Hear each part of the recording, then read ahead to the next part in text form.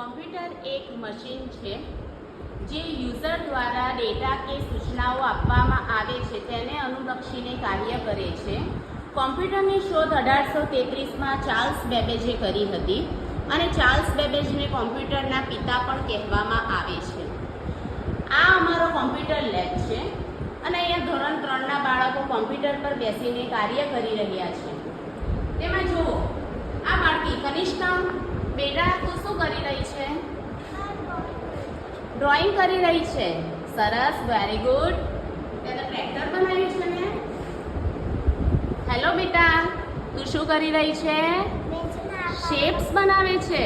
ઓહો, very good. Hello બેટા, તું શું કરી રહી છે?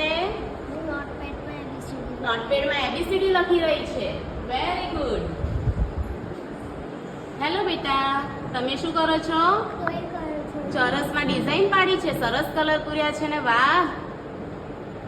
હેલો બેટા, તમે ટબ્સ પેઇન્ટમાં શું બનાવ્યું છે? વેલ બનાવી છે. વાહ વાહ, સરસ. ઓહો, તમે તો ભૂત બનાવી દીધું ને ભાઈ આમાં તો. જોયું, આજે આપણા આ બાળકો કોમ્પ્યુટર પર કેટલું સરસ ભણી રહ્યા છે.